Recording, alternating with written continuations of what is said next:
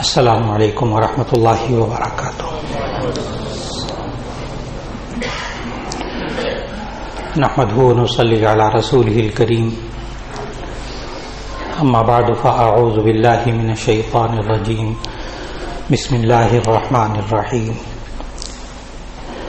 یا ایھا الذین آمنوا اتقوا اللہ وقولوا قولا سدیدا یصلح لکم اعمالکم وَيَغْفِرْ لَكُمْ ذُنُوبَكُمْ وَمَنْ يُطِعِ اللَّهَ وَرَسُولَهُ فَقَدْ فَازَ فَوْزًا عَظِيمًا۔ صدق اللہ العظیم۔ اللہ رب العزت نے انسان کو بے شمار نعمتیں عطا فرمائی ہیں، اور ان نعمتوں کے استعمال کا سلیقہ بھی اللہ نے سکھایا ہے کہ یہ انسان ان نعمتوں کو کیسے استعمال کرے۔ اگر انسان ان نعمتوں کو اللہ کے بتائے ہوئے طریقوں کے مطابق استعمال کرتا ہے، وہی نعمتیں سکون کا ذریعہ بن جاتی ہیں، اور انہی نعمتوں کو انسان اللہ کے بتائے ہوئے طریقوں کے خلاف استعمال کرتا ہے، وہی نعمتیں انسان کے لیے بے سکونی کا باعث بن جاتی ہیں۔ نعمتیں وہی ہوتی ہیں،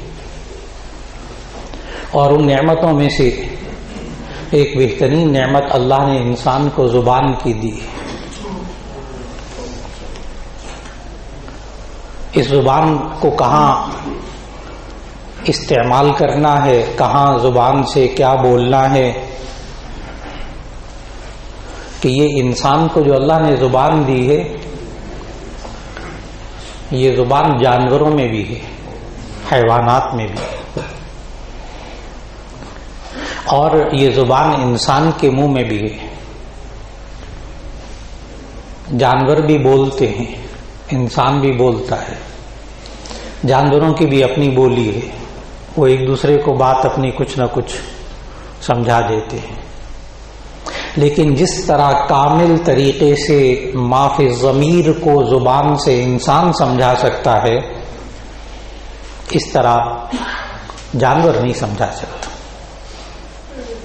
اس لیے انسان کو حیوان ناطق کہتے ہیں، بولنے والا انسان، اور جو جانور ہوتے ہیں ان کو صرف حیوان کہتے ہیں، وہ صرف جانور ہے، لیکن یہ ناطق بھی ہے، بولنے والا، ایسا بولنے والا کہ اپنا جو کچھ ذہن میں ہوتا ہے وہ دوسرے تک منتقل کر دیتا ہے۔ اور یہ زبان کا بولنا یہ اللہ کی قدرت کی نشانیوں میں سے بہت بڑی نشانی ہے۔ انسان بول رہا ہے، اس کا زبان کا تعلق، اس کی زبان کا تعلق دماغ کے ساتھ ہے۔ ساری باتیں دماغ میں ہوتی ہیں، ان دو مائک کے ذریعے سنتا ہے، یہ دو کان، یہ اللہ نے مائک لگائے ہوئے، یہاں سے آوازیں جاتی ہیں، اندر ریکارڈنگ ہوتی ہے، آڈیو ریکارڈنگ، اور یہ دو اللہ نے کیمرے لگائے ہوئے۔ یہ بنیادی بات سمجھنی بہت ضروری ہے، کیونکہ اس کے بغیر آگے بات سمجھ میں نہیں آئے گی۔ یہ دو کان ہیں، یہ مائک ہیں، ان سے انسان آوازیں سنتا ہے، اندر آڈیو ریکارڈنگ ہوتی ہے۔ یہ دو کیمرے اللہ نے انسان کو دیے ہیں، ان سے ویڈیو ریکارڈنگ ہوتی ہے، اندر چپ دماغ،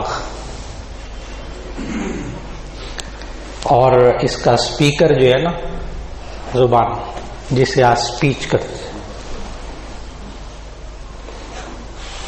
عربی میں ایک محاورہ ہے، کل اناء ينضح بما فیہ، ہر برتن میں سے وہی نکلتا ہے جو آپ نے اس میں ڈالا ہو۔ برتن میں دودھ ڈالا ہو تو انشاءاللہ دودھ ہی نکلے گا، برتن میں پانی ڈالا ہو تو پانی ہی نکلے گا۔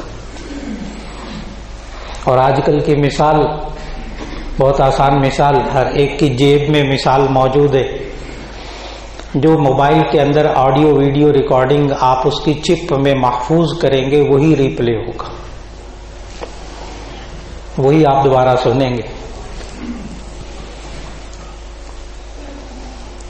اگر وہ کرکٹ کا میچ اور کامنٹری، میں کوئی بری چیز کی مثال نہیں دیتا، کرکٹ کا میچ اور کامنٹری، اس میں اگر وہ ریکارڈ کرتا ہے آڈیو ویڈیو ریکارڈنگ، تو جب ریپلے کرے تو اس موبائل میں سے جو ڈاؤن لوڈ اس نے کیا وہ کرکٹ کا میچ اور اس کی کمنٹری، لیکن جب وہ ریپلے کرے تو اس میں سے مکہ مدینہ نظر آئے اور قاری سدیس کی آواز میں تلاوت سننے کو ملے. ایسا ہوتا نہیں ہے. بچے بھی اس بات کو سمجھتے ہیں، ایسا ہوتا نہیں. معلوم ہوا اس زبان کو پاکیزہ بنانے کے لیے ہمیں اپنے دماغ کو پاکیزہ بنانا پڑے گا، اور دماغ کو پاکیزہ بنانے کے لیے ہمیں اپنی آڈیو ویڈیو ریکارڈنگ کو پاکیزہ بنانے کا. اسپیچ یہاں سے ہوگی. جب ہمیں جڑ سمجھ میں آ گئی، اور اگر ہم نے اپنی نئی نسل، خاص طور پر نئی نسل کو بہت فوکس کر رہا ہوں، اگر ہم نے اپنی نئی نسل کی سننے کی چیزوں کو اور دیکھنے کی چیزوں کو پاکیزہ نہ بنایا تو ان کے بول کو پاکیزہ بنا لیں، سن لیں. ان سے پھول نہیں جھڑیں گے، ان کے منہ سے پھول نہیں جھڑیں گے. ہم نے ان کو سننے کے لیے کیا دیا، ہم نے ان کو دیکھنے کے لیے کیا دیا، وہی آپ ان کے منہ سے سن لیں. بہت محنت کرنی پڑے گی جناب، بہت محنت پڑے. ہم گھر کے سارے ماحول کے اندر سننے کی چیزیں کچھ اور دیں، دیکھنے کی چیزیں کچھ اور دیں، اور بچے بڑے پاکیزہ، بڑے سلجھے ہوئے، بڑے پھول جھڑے، بڑی میٹھی میٹھی باتیں کرے اور بڑی دین کی باتیں کرے. نا ہم نے بھرا کیا ہے، ریکارڈنگ کیا کی ہم نے. اور وہ بھی ایک آدھ دن کی بات نہیں، 16 سال 20 سال ہم بچے اور بچیوں کی آڈیو ویڈیو ریکارڈنگ کرتے ہیں اپنے گھروں کے اندر. 16 سال. پھر وہ ڈرامہ ساری زندگی جو اندر بھرا ہوتا ہے، وہ ساری زندگی وہی ڈرامہ چلتا ہے. جب شادیاں ہو جاتی ہیں، بیاہ ہو جاتے ہیں، گھر بس جاتے ہیں، پھر اس کے بعد وہی کچھ چلتا ہے. اس لیے شروع میں سورۃ الاحزاب کی جو آیت تلاوت کی، اس میں اللہ تعالیٰ نے یوں ارشاد فرمایا، یا ایھا الذین آمنوا اتقوا اللہ وقولوا قولا سدیدا. اے ایمان والو، اللہ سے ڈرو، اپنے بول کو درست کر لو. قولوا قولا سدیدا، اپنے بول کو درست کر لو، سیدھی بات کہو، غلط بات نہ کہو. پھر ہوگا کیا اس سے؟ آگے اللہ نے فوراً فرمایا، قولوا قولا سدیدا، تم اپنے بول کو درست کر لو، یصلح لکم اعمالکم، واللہ تمہارے سارے کام درست کر دے گا. میں پھر اگر ترجمہ دوبارہ کر دوں، میں نے یہ ترجمہ نہیں کیا اس آیت کا کہ اللہ نے کہا ہے کہ آپ اپنے بول درست کر لو تو حالات درست ہو جائیں گے. یہ ترجمہ نہیں ہے. اپنے بول کو درست کر لو، حالات ٹھیک ہو جائیں گے، کوئی بات نہ. اللہ نے یہ نہیں کہا. اللہ نے کیا کہا؟ قولوا قولا سدیدا، تم اپنے بول کو درست کر لو. یصلح میں ہوا ضمیر اللہ کی طرف راجع ہے. یصلح لکم اعمالکم، وہ اللہ تمہارے کام درست کر دے گا. یعنی وہ ذمہ داری اللہ نے لے لی. آج کسی بھی گھر میں مسائل ہو نا، ساس بہو کے مسائل ہوں، داماد کے دوسروں کے ساتھ مسائل ہوں، بہنوں کے مسائل، بھائیوں کے مسائل، بچوں کے ساتھ آپ کے مسائل، نوجوان بچے بچیوں کے ساتھ ماؤں کے باپوں کے مسائل. قولوا قولا سدیدا، اپنے بول کو درست کر لیجئے. اللہ نے ذمہ داری لی ہے، وہ گھر کے ماحول کو درست کر دے گا. کر کے دیکھیں. خالی تعویذات سے کام نہیں چلے گا، خالی دعاؤں سے بھی کام نہیں چلے گا، خالی دعاؤں سے بھی کام نہیں چلے گا. وہ ایک بزرگ کے پاس جو ہے نا، وہ ایک نوجوان بار بار جاتا تھا کہ حضرت دعا فرمائے اللہ تعالیٰ اولاد نرینہ عطا فرما دے. بہت بڑے بزرگ برے صغیر کے، حضرت دعا فرمائے اللہ تعالیٰ لڑکا دے دے، اولاد نرینہ دے دے. طویل عرصہ ہو گیا دعا کرواتا رہا، وہ نوجوان کرواتا رہا. آخر حضرت کو بھی فکر ہو گئی. حضرت نے پوچھا، بھائی کتنا عرصہ ہو گیا شادی کو؟ کہنے کہ حضرت ابھی شادی نہیں ہوئی. اے اللہ، گھر کے حالات کو درست کر دے. نہ میں نے اپنے مزاج کو درست کرنا ہے، نہ میں نے اپنی زبان کو درست کرنا ہے، نہ میں نے اپنے رویوں کو درست کرنا ہے. اے اللہ، گھر کے حالات درست کر دے. اللہ درست کر دے گا دعا سے بھی، لیکن اللہ کا نظام یہ نہیں ہے. نظام یہ نہیں. پھر وہی بات ہو گئی نا، اللہ اولاد نرینہ دیتے دعا فرمائے. اور کئی سال ہو گئے دعا کرواتے، اور اللہ کا بندہ شادی کر نہیں رہا. جو اللہ نے نظام بنایا. اب یہ انسان جو درست بول بولے تو یہ درست بول کہتے کس کو ہے؟ یہ درست بول کہتے کس کو ہے؟ کہ اللہ تعالیٰ نے 8 قسم کے غلط بول قرآن مجید میں سکھائے ہیں. 8 قسم کے غلط بول ہمیں سکھائے کہ دیکھو یہ بول کو اچھی طرح یاد رکھو، یہ نہیں بولنا، یہ نہیں بولنا، یہ نہیں بولنا. 8 قسم کے. بس ان 8 قسموں میں سے اگر ایک قسم بھی پائی جائے گی نا اس زبان کے اندر، وہ بول درست نہیں ہوگا. حالات بگڑیں گے گھر کے جناب، خاندان کے حالات بگڑیں گے، میاں بیوی کے حالات بگڑیں گے اگر اس میں سے 8 میں سے ایک بھی چیز ہوگی. خالق ہے نا، اس نے زبان کو پیدا کیا ہے، اس پرزے کو پیدا کیا ہے. اس نے کہا اس کو اس طرح اس سے بول نکالو تو تمہارے گھر کے حالات ٹھیک رہیں گے. اور دیکھو یہ چیزیں نہ آنے دینا اپنے بول کے اندر. یعنی ہم نئی نسل کی جب پرورش کریں، تربیت کریں تو اس کے بول کے اندر سے، اس کی زبان کے اندر سے ان 8 چیزوں کو نکال دیں. ایک دم تھوڑا سا زور تو لگائے. 8 چیزیں نہ نکلے، ساری نہ نکلے، 10% کی تو کوشش کر لیں. نہیں ہوتا 100%، 10% کی کوشش کر لیں. یہ ہمت بندھا رہا ہوں، ہمت بندھا رہا ہوں. 10% کوشش کر لیں. 100% نہیں ہو رہا گھر کے حالات، 100% زبان پاکیزہ نہیں ہو رہی، 10% کوشش کر لیجئے. اس لیے کہ اللہ نے حدیث قدسی ہے، حدیث قدسی نبی صلی اللہ علیہ وسلم کوئی بات فرمائے کہ اللہ تعالیٰ نے فرمایا اور وہ بات قرآن مجید میں نہ ہو تو اسے حدیث قدسی کہتے ہیں. حدیث قدسی کہ نبی صلی اللہ علیہ وسلم نے فرمایا کہ اللہ تعالیٰ فرماتا ہے تم میری طرف 1 قدم چل کے آؤ، میں تمہاری طرف 2 قدم چل کے آؤں گا. تم چل کر آؤ، میں تمہاری طرف دوڑ کر آؤں گا. اللہ کہہ رہا ہے.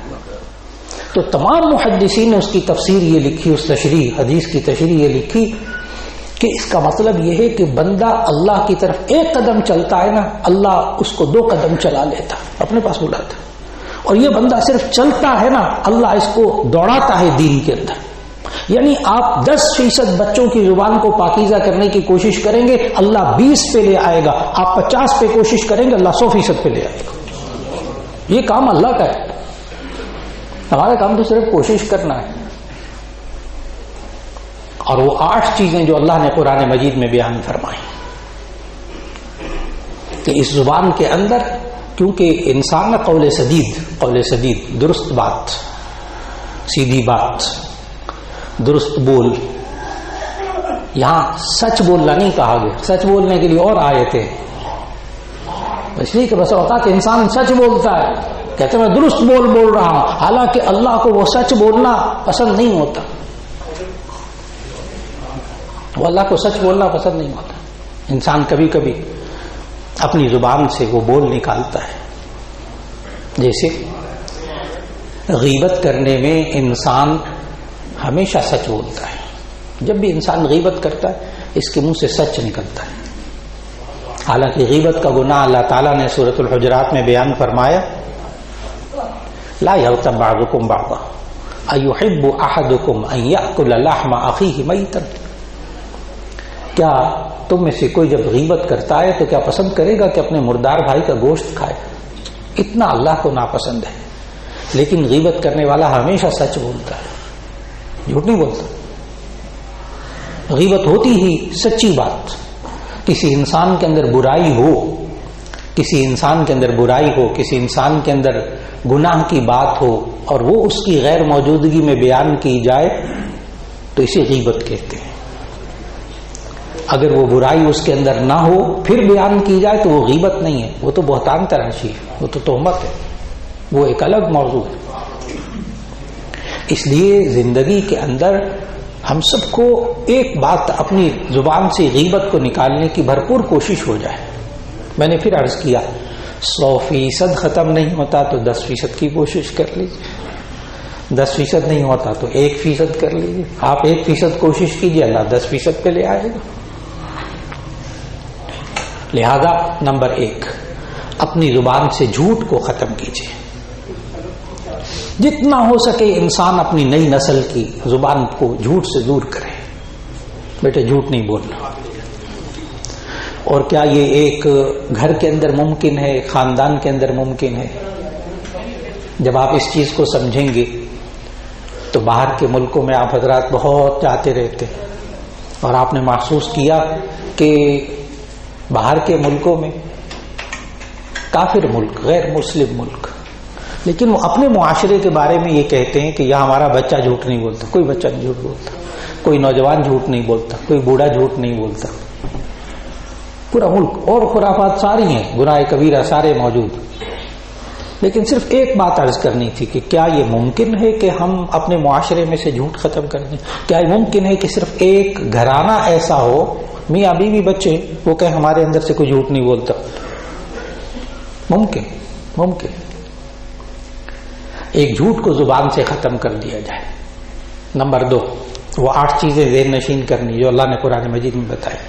نمبر 2 غیبت، وہ اپنی زبان سے نکالنی، نکال دیں اس کو، نہ بولے. نمبر 3 بہتان، تہمت لگانا. نمبر 4 چغل خوری، چغل خوری. نبی صلی اللہ علیہ وسلم نے چغل خوری کو عربی میں کہتے ہیں نمام، چغل خور کو قطات، دونوں لفظ حدیث میں آئے. لا يدخل الجنت نمام، چغل خور جنت میں داخل نہیں ہوگا. لا يدخل الجنت قطات، چغل خور جنت میں داخل ہی نہیں ہوگا. یہ چغل خوری کس کو کہتے ہیں؟ کسی کی اچھی یا بری بات کو دوسرے تک پہنچانا تاکہ دونوں میں فساد ہو جائے، جھگڑا ہو جائے. کسی کی اچھی یا بری بات کو دوسرے تک پہنچانا تاکہ دونوں میں جھگڑا فساد ہو جائے. بری بات تو سمجھ میں آتی ہے، اچھی بات سمجھ میں نہیں آتی. یہ کیا بات ہوئی کہ اگر کسی کی اچھی بات دوسرے کو بتائی جائے پھر یہ کیوں برا ہو گیا؟ اس کی وجہ یہ کہ اس کی نیت میں فطور ہے، اس کی نیت میں فساد ہے. جیسے اس کی ایک مثال دینے لگا ہوں، گھروں کی عام مثال گھروں میں پیش آتی. شادی ہو گئی، اب وہ سردی کا موسم آیا تو دلہا بیوی کے لیے گرم سوٹ لے آیا. بہت اچھی بات ہے، گرم سوٹ بیوی کے لانا بہت نیکی والی بات ہے. لیکن جو وہ بیوی کی، جو دلہا کی بہن تھی نا، وہ ماں کے پاس گئی، یعنی دلہا کے ماں کے پاس، اور جا کر کہا کہ محترمہ کے لیے سوٹ آیا ہے. اب بھلا بتائیں یہ جملہ کوئی غلط جملہ ہے؟ محترمہ کے لیے سوٹ آیا، یعنی مانا کیا؟ ماں پہلے تیرے لیے آیا کرتا تھا، اب محترمہ کے لیے آیا. اب تاکہ دونوں میں فساد ہو جائے نا، یہ اطلاع اس لیے دی گئی ہے. اچھی بات، سوٹ لانا بھی اچھی بات، جملہ بھی بڑا اچھا، لیکن اندر فساد، اندر فساد. یہ چغل خوری ہے. آج گھروں کو آگ لگی ہوئی ہے اس چغل خوری سے، رشتوں میں آگیں لگی ہوئی ہیں اس چغل خوری کی وجہ سے. اور یہ دلوں کو توڑنے والا بندہ ہے نا، یہ دنیا میں آپس میں دلوں کو توڑتا تھا. نبی صلی اللہ علیہ وسلم فرمایا لا يدخل الجنت نمام، یہ چغل خور جنت میں جائے گا ہی نہیں، جو دلوں کے اندر دوریاں پیدا کرتا تھا. چغل خوری سے بچے بھی اگر چغل خوری کریں ان کو وہاں روک دیں، بیٹا نہیں، بس چغل خوری میں. ہاں اصلاح کے لیے شکایت لگا وہ ایک الگ بات ہوتی، وہ نیت بدل گئی نا. چغل خوری اس نئی نسل کی زبان میں سے نکالنے کی کوشش ہو جائے کہ وہ نہ اس کے اندر رہے. جھوٹ، غیبت، تہمت، چغل خوری. نمبر 5 تمسخر، مذاق اڑانا. مذاق اڑانا مزاج ہے، بچوں کا مزاج. جب گھر میں بیوی مذاق اڑائے گی، باپ بھی مذاق اڑائے گا، تو آگے بچوں کے اندر وہ بچے سمجھیں گے نہیں اس کو گناہ، حالانکہ حرام، گناہ کبیرہ مذاق اڑانا. یا ایھا الذین آمنوا، سورہ حجرات اللہ تعالیٰ نے منع کیا. سورہ حجرات، یا ایھا الذین آمنوا لا یسخر قوم من قوم عسى ان یکونوا خیرا منهم ولا نساء من نساء عسى ان یکن خیرا منهم. یہ مرد اور عورت ایک دوسرے کا مذاق نہ اڑائیں، حرام. ہاں مزاح کرنا وہ ایک الگ موضوع ہے انشاءاللہ. مزاح کرنا خوش طبعی وہ جائز، اس کے لیے الگ شرائط ہے.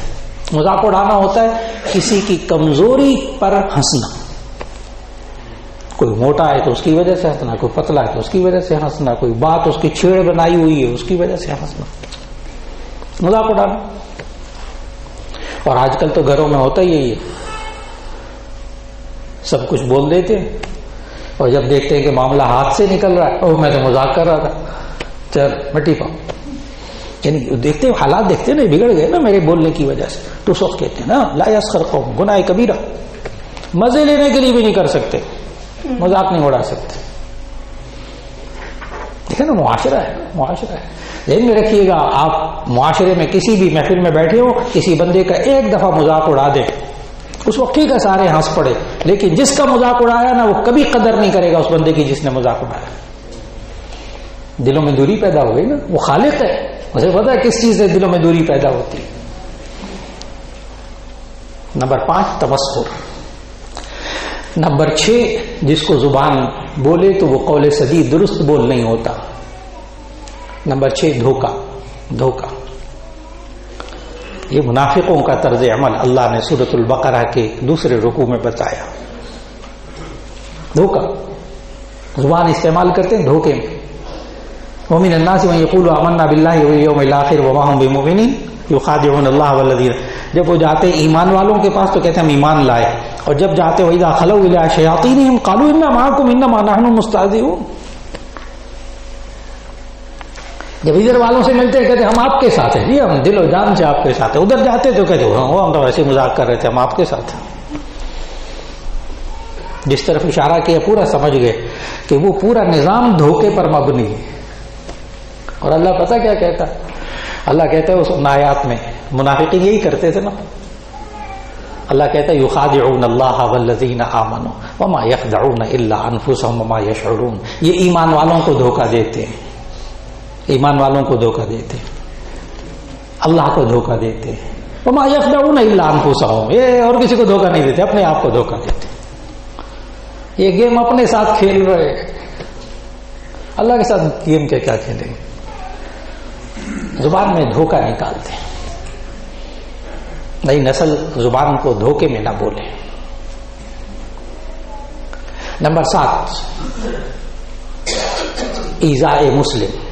ایذاء مسلم. لا تنابزوا بالالقاب، سورہ حجرات. لا تنابزوا بالالقاب، تم لوگوں کو برے لقبوں کے ساتھ مت پکارو، دوسروں کو تکلیف مت دو، بول کے تکلیف مت دو. ہر ایک کا نام ڈالا ہوا ہے، چھیڑ ڈالی بھی، اور بڑا ہنر سمجھتے ہیں یہ، میں نے ہر ایک کا نام ڈالا ہوا ہے. جس کا نام لیتے وہ چڑھتا ہے، مزے لیتے. حرام، ناجائز. نمبر 8 سب و شتم، گالی دینا. گالی دینا، میں نے بد زبانی کا لفظ نہیں کہا، بد زبانی تو وہ ساری آ گئی نا. گالی دینا. اللہ تعالیٰ نے پتہ کس کو گالی دینے سے منع کیا ہے قرآن مجید میں؟ نبی صلی اللہ علیہ وسلم نے منع کیا. ایک دفعہ صحابہ کو کہہ دیا سباب المسلم فسوق، کہ مسلمان کو گالی دینا گناہ کبیرہ ہے، فسق ہے.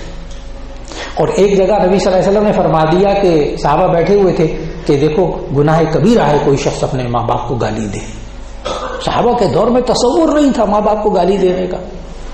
تو صحابہ نے سوال کیا یا رسول اللہ صلی اللہ علیہ وسلم کوئی ماں باپ کو بھی گالی دیتا ہے؟ ان کو تصور میں نہیں تھا نا. اب دیکھیے کہ نبی صلی اللہ علیہ وسلم نے کیا جواب دیا. دیکھیے ہمارے معاشرے میں کیا ہوتا ہے. نبی صلی اللہ علیہ وسلم نے فرمایا ہاں کوئی شخص کسی کے ماں باپ کو گالی دیتا ہے تو وہ الٹا اس کے ماں باپ کو گالی دیتا ہے، گویا کہ یہ اپنے ماں باپ کو گالی دینے کا سبب بنا. انڈائریکٹ ڈائریکٹ، گویا کہ اپنے ماں باپ کو گالی دینے کا سبب بنا.